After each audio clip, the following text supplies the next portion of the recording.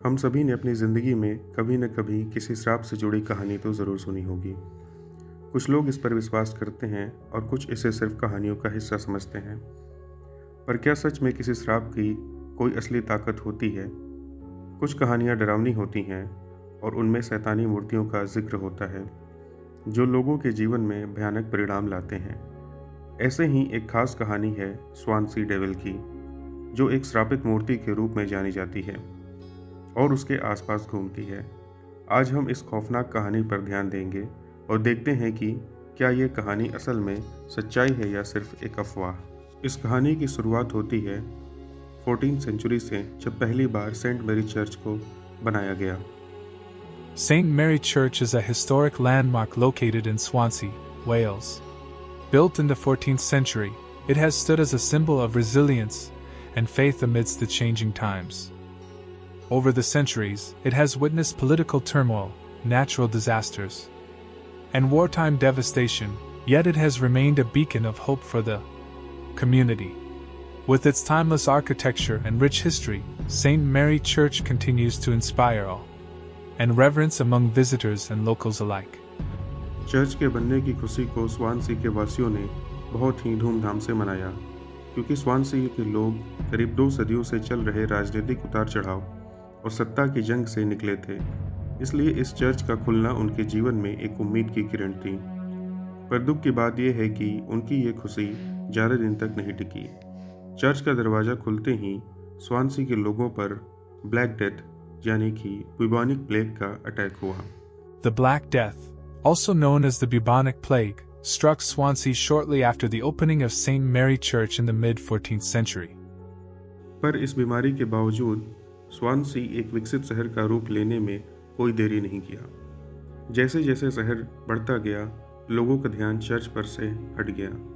उसकी महिमा धुंधली पड़ गई, उसका महत्व कम होता गया और उसके प्रति समर्पण धीरे धीरे घटता गया।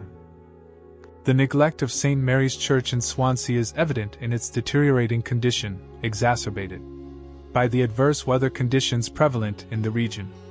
Over time, the lack of proper maintenance has led to structural damage, with parts of the church showing signs of wear and decay. Despite its historical significance, the dwindling attention and resources allocated to its upkeep have allowed the once grand edifice to fall into disrepair. As the bustling city of Swansea evolves and modernizes, the focus on preserving the heritage and legacy embodied by St. Mary's Church seems to have waned, leaving it to weather the elements alone.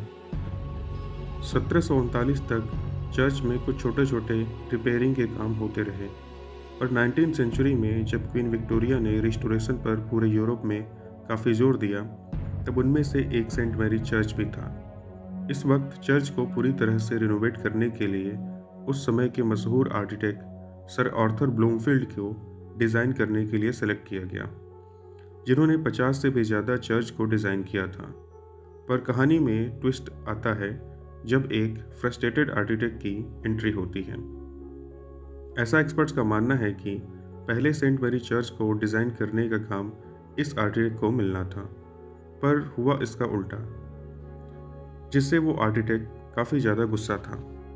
The design for the church was awarded to Sir Arthur Blomfield instead of the local architect, which led to a bitter disappointment for the latter. Sir Arthur Blomfield's reputation as a renowned architect precedes him, with his designs adorning over 50 restoration projects across the country.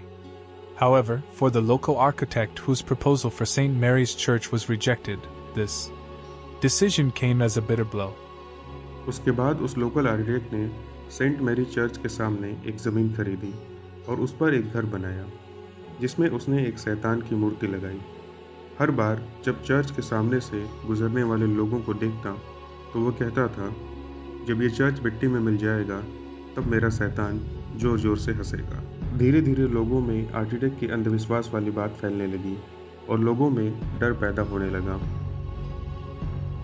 इस भयंकर शैतान के होने के एहसास ने लोगों के दिलों में डर पैदा कर दिया और उस आर्किटेक्ट का अंधविश्वास दिन पर दिन और मजबूत होता जा रहा था।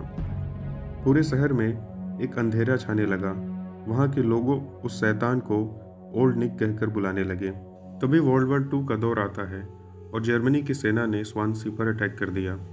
क्योंकि स्वानसी एक कोस्टल सिटी थी और उसके पास पोर्ट की एक्सेस थी और एक ऑयल रिफाइनरी भी थी।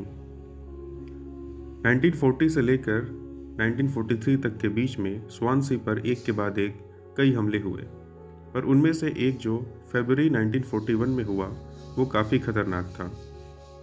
उस अटैक में लगभग 230 लोगों की मौत हुई और 400 से भी ज़्यादा लोग बुरी तरह से जख्मी हो गए।